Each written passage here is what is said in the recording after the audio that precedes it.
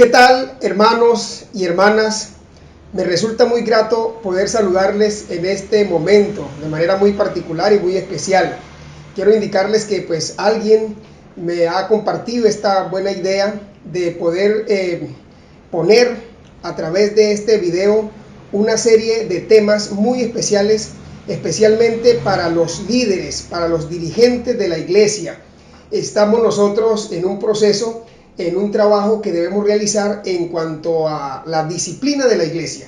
Y pues tenemos que aprovechar estas herramientas tecnológicas para que, por decir algo, la capacitación o la instrucción referente a lo que la iglesia ha de hacer pueda estar por este medio, pueda estar a través de un video, de tal manera que tú puedas verlos las veces que sea necesario, a fin de que los conceptos y las instrucciones dadas en la palabra de Dios queden claras para ti.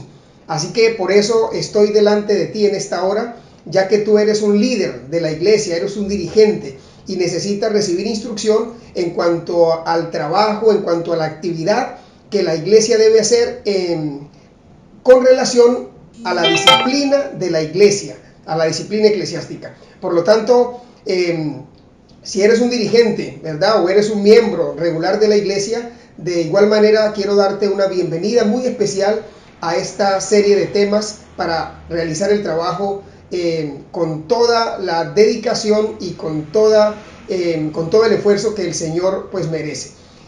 No podemos avanzar, ¿verdad?, en estos menesteres, en esta actividad, sin antes pues decirle al Señor que sea nuestra guía, nuestra dirección. Por eso te invito a que cierres tus ojitos y vamos a orar. Bendito Padre, una vez más nos presentamos delante de ti. En esta ocasión lo hacemos para solicitar la unción del Espíritu Santo para comprender esta faceta o esta parte que debe realizar tu iglesia, Señor, en cuanto a la disciplina eclesiástica.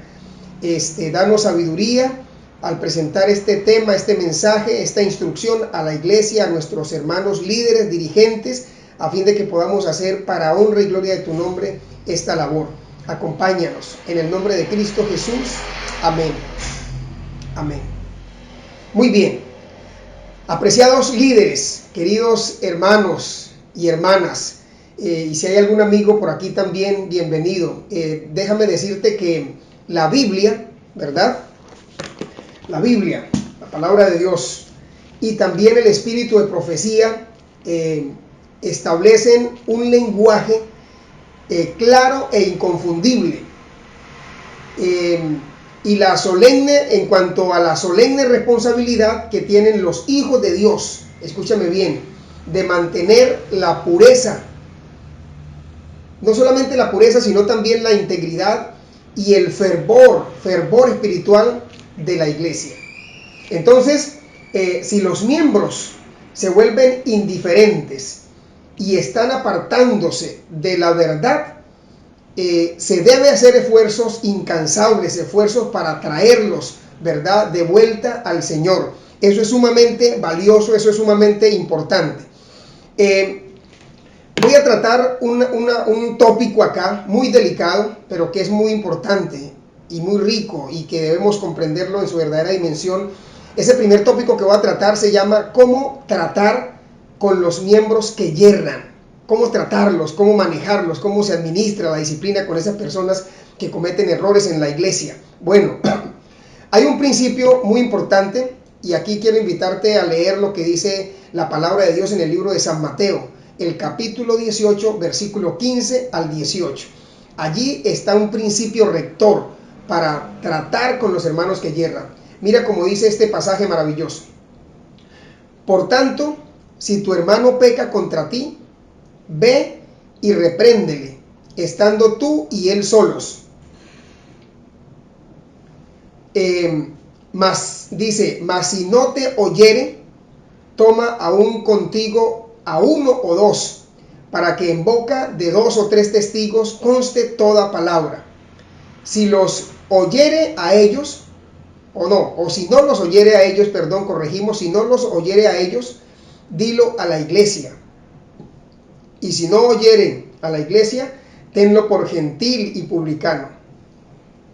De cierto os digo que todo lo que atéis en la tierra será atado en el cielo, y todo lo que desatéis en la tierra será desatado en el cielo.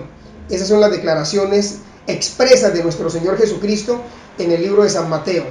Y pues mira, al tratar con los miembros de la iglesia que yerran, el pueblo de Dios debe seguir cuidadosamente las instrucciones dadas por el Salvador en este capítulo 18 de San Mateo. Es sumamente valioso. Es un principio rector a la hora de trabajar con los hermanos que cometen errores, que yerran. Por lo tanto, los seres humanos, dice la mensajera del Señor, los seres humanos son propiedad de Cristo, comprados por Él a un precio infinito, vinculados con Él por el amor que Él y su Padre han manifestado hacia ellos. Por eso, cuán cuidadosos debemos ser en nuestro trato unos con otros. Los hombres no tienen derecho, escucha esto, hermano y hermana, querido líder, los hombres no tienen derecho a sospechar el mal con respecto a sus miembros. De ninguna manera imaginarse, sospechar, no. Los miembros de la iglesia no tienen derecho a seguir sus propios impulsos e inclinaciones al tratar con miembros que han errado, ¿verdad? Hay un control en eso. No deben tampoco ni siquiera expresar sus prejuicios acerca de los que erraron, porque así ponen en otras mentes, ¿verdad?, la levadura del mal. Así que es muy importante, apreciados líderes, tener en cuenta estos conceptos. Y tú lo puedes repasar una y otra vez porque van a quedar aquí para ustedes disponibles. Hay una cita de la sierva del Señor en Joyas de los Testimonios, tomo 3, la página 200. Un pensamiento muy, pero muy poderoso. Escucha cómo dice este pensamiento. Si tu hermano pecare contra ti, declaró Cristo, ¿verdad? Dice la sierva del Señor, ve y repréndele estando tú y él solo. Eso es una cosa que muy pocas veces hacemos. Cuando alguien comete un error contra nosotros, no podemos llamar al pastor o al hermano anciano o a otra persona y contarle eso. No, tú tienes que ir solo. Si esa persona pecó contra ti, tú vas solito y hablas con la persona, ¿verdad? Eso es lo que está diciendo el principio de Mateo 18, versículo 15. Entonces, ve y repréndele, estando tú y él solo. No habléis del mal a otro. Lo que sierva el Señor está indicando aquí es eso, no multiplicar el mal que está en otro y decirlo a otras personas, no, pero con frecuencia esto es lo que más ocurre en medio de nosotros, en nuestro diario vivir. Alguien comete un error y en vez de decirle a él directamente, lo publicamos a otra persona y a otro y se hace más mal que bien procediendo de esa manera.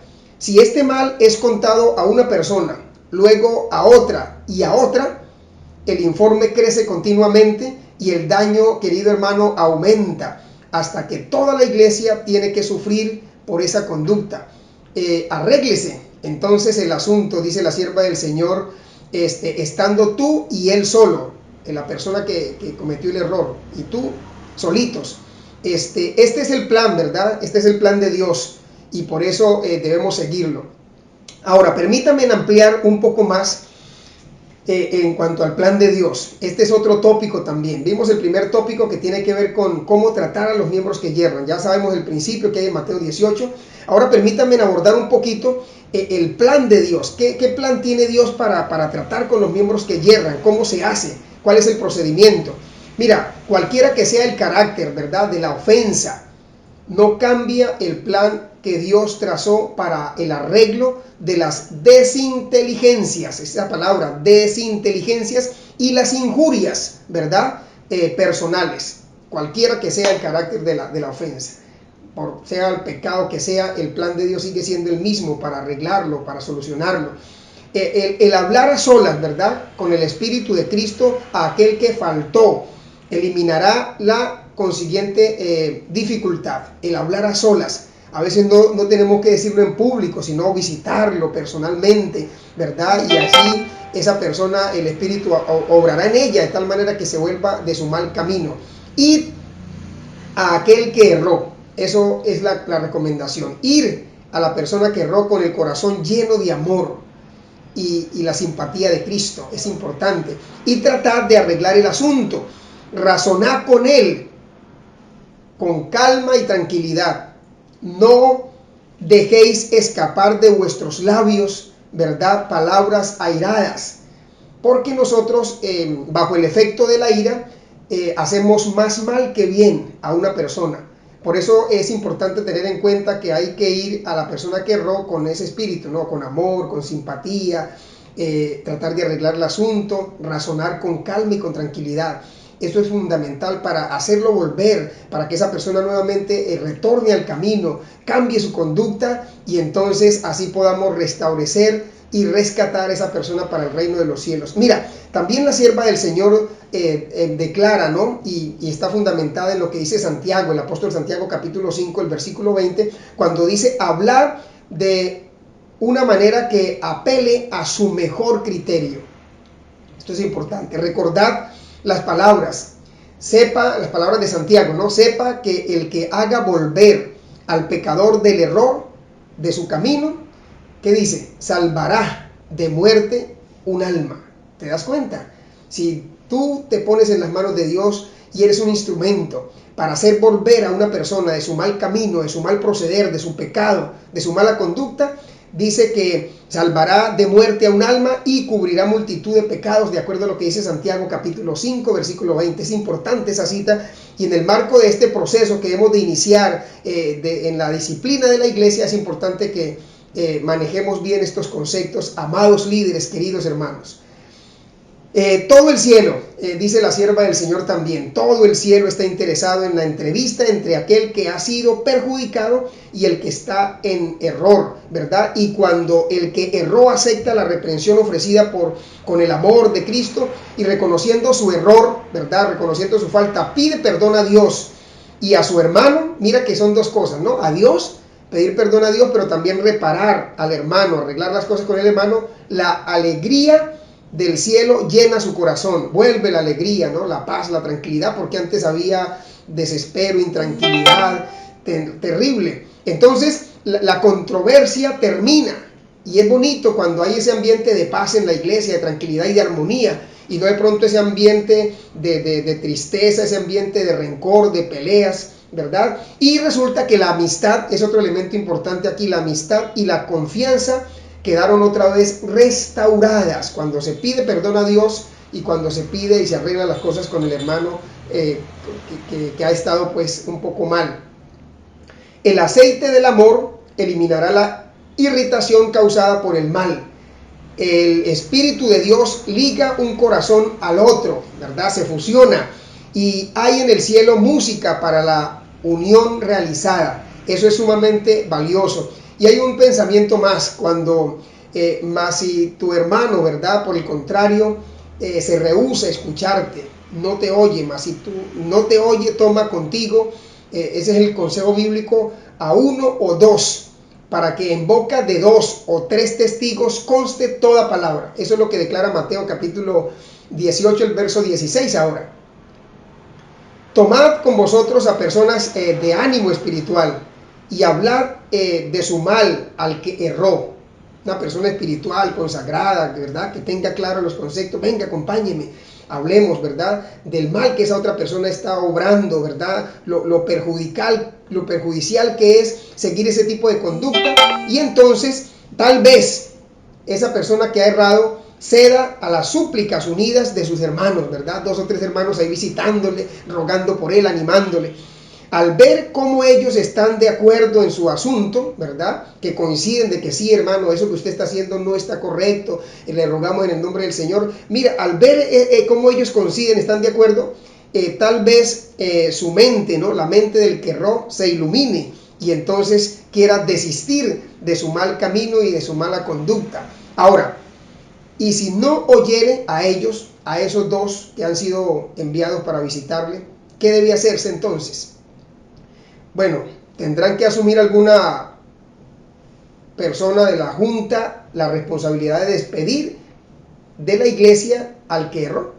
¿Qué dicen ustedes, queridos hermanos? Si después de comisionar a 1 o 2 personas para que hablen con la que cometió el yerro, ¿verdad?, cometió la falta, no los oye, ¿qué debe hacerse? Y entonces la pregunta puede ser, ¿tendrán que asumir algunas personas de la junta directiva, verdad, la responsabilidad de despedir de la iglesia al que erró? Se hace la pregunta, ¿no? Se hace la interrogante. Y si no oyere a ellos, a los de la junta, dilo entonces a la iglesia, según lo que dice Mateo 18, 17. Tome la iglesia un acuerdo con respecto a sus miembros. Mira que es un proceso lindo, ¿verdad? Primero tú y él solo, luego dos, ¿verdad? Luego la junta directiva de la iglesia, y si no, la iglesia en pleno. Ese es el proceso. Pero sigue diciendo el relato de Mateo 18, dice, y si no oyere a la iglesia, ¿qué pasa con un miembro que no oye a la iglesia? Pues dice, tenlo por gentil y publicano. ¿De acuerdo a lo que dice Mateo 18, 17?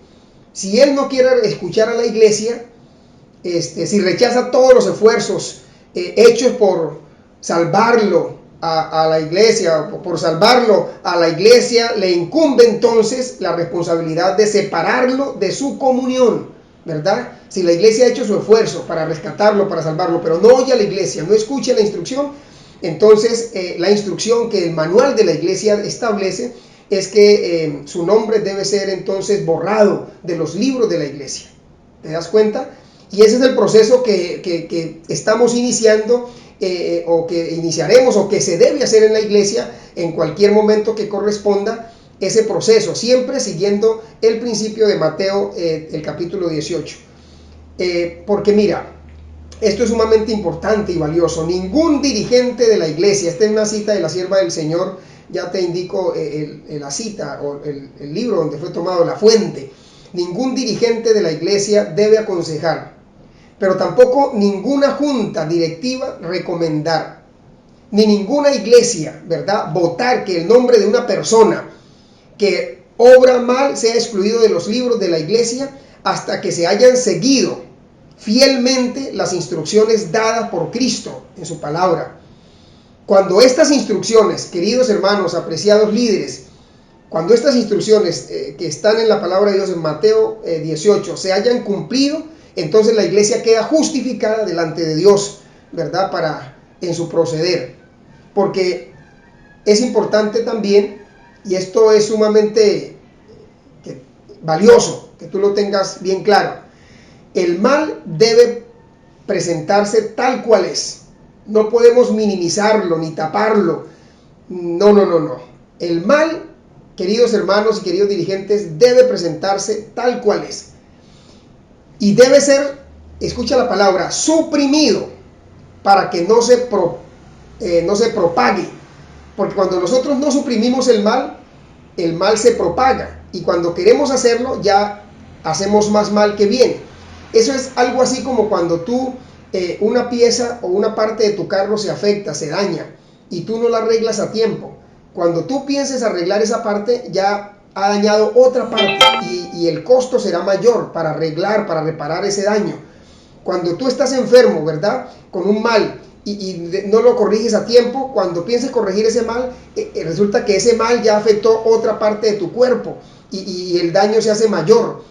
Y en tema de disciplina de la iglesia también ocurre lo mismo. Si tú dejas que el pecado, que el mal, la mala conducta, el mal proceder se propague en la iglesia y no actúas con prontitud, entonces cuando tú vayas a reparar eso, es más complicado, se hace más daño, ¿verdad? Entonces por eso hay que hacerlo pronto y hay que suprimirlo, hay que quitarlo de raíz de una vez para no dejar que crezca, ¿verdad? Y pues la salud y la pureza de la iglesia deben ser preservadas. Escúchame eso, la salud y la pureza de la iglesia deben ser preservadas para que ella aparezca delante de Dios sin mancha, ¿verdad? Eso es lo que dice, sin mancha, revestida del manto de la justicia de Cristo Jesús. Pero nos corresponde hacer ese trabajo. De cierto os digo, continuó Cristo, ¿verdad?, que todo lo que atéis en el cielo, en la tierra será atado en el cielo, y todo lo que desatéis en la tierra será desatado en el cielo. Y todavía estamos bajo ese principio de Mateo capítulo 18, ahora el versículo 18. Esta declaración, hermanos, que acabo de leer de la palabra de Dios de Mateo, sigue en rigor, está vigente todavía. Esta es una declaración que rige para todos los siglos. A la iglesia le ha sido conferido el poder de actuar en lugar de Cristo. es instrumento de Dios para la conservación del orden y la disciplina entre su pueblo, y en ella ha delegado el Señor poder para arreglar todas las cuestiones relativas a su prosperidad, pureza y orden. Así que hay dos cosas aquí valiosas. Mira, la iglesia, Dios le ha conferido autoridad, ¿verdad? Y por eso dice que lo que atéis en la tierra será atado en el cielo, y lo que desatéis en la tierra será desatado en el cielo. Ahí en ese texto el Señor le está confiriendo autoridad a la iglesia. Pero aparte de esa autoridad que Dios le está confiriendo a la iglesia, también, querido líder, querido dirigente, Dios le ha dado una responsabilidad a la iglesia. Y la responsabilidad es justo actuar con prontitud, no para borrar a los miembros, sino para rescatarlo y traerlo de vuelta al hogar, a ella, a la iglesia, ¿verdad? Le incumbe la responsabilidad de excluir de su comunión a los que no son dignos de ella, a los que por su conducta anticristiana, escúchame bien, conducta anticristiana, deshonran la verdad. Cuando haga la iglesia que todo cuanto haga la iglesia que esté de acuerdo, ¿verdad?, con las indicaciones dadas por la palabra de Dios, será rectificado entonces en el cielo, de acuerdo a lo que leímos en Mateo ya. Eso lo dice Testimonios, hermanos. Está basado en lo que la sierva del Señor pues nos ha presentado. Testimonios para la Iglesia, tomo 3, la página 201 a la 203, habla e ilustra este tema que estamos viendo. Así que les decía entonces acerca de la autoridad, ¿verdad?, que tiene la iglesia, la autoridad de la iglesia, para hacer eso, porque el Redentor del mundo, nuestro Salvador, invistió, ¿entienden esa palabra? Investir, le dio toda autoridad a la iglesia, ¿verdad? Y le invistió con poder, y presenta las reglas que se han de aplicar a los casos en que se ha de juzgar a los miembros, después de dar indicaciones explícitas en cuanto a la conducta que se ha de seguir. Y entonces dice así, una vez más nos quedamos ahí en Mateo 18, dice: de cierto os digo que todo lo que atéis en la tierra será atado en el cielo. Ahí está la autoridad que Dios le ha conferido a la iglesia. Y todo en la disciplina de la iglesia, ¿verdad?, en lo que a disciplina eclesiástica se refiere, y todo lo que dice, lo que desatéis en la tierra será desatado en el cielo, según Mateo 18. De manera que aún la autoridad celestial ratifica la disciplina de la iglesia con respecto a los miembros, cuando se ha seguido estrictamente la regla bíblica, mis amados hermanos. Estamos llegando al final de esta primera presentación, pero escucha, Joyas de los Testimonios, tomo 1, la página 391, hace una declaración contundente, cuando dice que la palabra de Dios no da licencia o no permite a ningún miembro, a ningún hombre, para oponer su juicio al de la iglesia, ni le permite insistir en sus opiniones contrarias a las de ella. Es importante ese concepto. Y sabes, déjame terminar con otro tópico, ¿verdad? Otro tópico importante, y ese tópico tiene que ver con la responsabilidad de la iglesia, que te lo mencioné hace unos minutos atrás. Responsabilidad de la iglesia. Una cosa es la autoridad que tiene la iglesia para trabajar y operar, que Dios le concedió, le dio esa autoridad, la invistió, ¿verdad? Y otra es la responsabilidad que tiene la iglesia, como la iglesia organizada, como cuerpo, ¿verdad? De proceder y no dejar que el mal crezca en su medio, sino que debe hacer todo lo posible para corregir y para rescatar a los miembros que han errado. Entonces, hay una cita, ¿verdad?, de la sierva del Señor en Joyas de los Testimonios, Testimonios para la Iglesia, tomo 3, la página 298, y mira cómo declara esa cita. Dios considera a su pueblo como cuerpo, responsables de los pecados, mira esto, responsables de los pecados que existan en sus miembros, responsables de los pecados que existan en sus miembros, subraya eso. Si los dirigentes de la iglesia descuidan, esa palabra debe estar en mayúscula, porque con frecuencia ocurre en medio de nuestro, en la dirigencia de la iglesia, que muchas veces se descuida la obra de buscar diligentemente hasta descubrir los pecados que atraen el desagrado de Dios sobre el cuerpo. Vienen a ser responsables de estos pecados. Ay. Así que si tú, mi querido hermano, eres un dirigente de la iglesia, ¿verdad? Un líder de la iglesia. Y te relajas, te descuidas, tal vez porque dices esto es responsabilidad del pastor, o tal vez esto es responsabilidad del anciano, y te empiezas a echar aire, y la palabra que aparece ahí, te descuidas, no, es como si no fuera contigo, pues tú la llevas, junto con todos los demás líderes de la iglesia también la llevas. Cuando yo digo que la llevas es que tú eres responsable, ¿verdad? Y si tú te descuidas, los pecados, ¿verdad?, que otros están cometiendo, o por lo menos es lo que yo estoy interpretando de la cita de la sierva del Señor, esos pecados que otras personas cometen, pues tú también participas de esos pecados si eres un dirigente y no haces algo para corregirlos, para enmendarlos. Dios dice, vienen a ser responsables de estos pecados, vienen a ser responsables de esos pecados. Tremenda declaración. Ahora, si otra cita, ¿verdad? También, Joyas de los Testimonios, tomo 1, la página 391. Si no hubiese disciplina ni gobierno de la iglesia, esta se reduciría a fragmentos. No podría mantenerse unida como un cuerpo, ¿verdad? Si no hubiese disciplina. La disciplina es sumamente importante.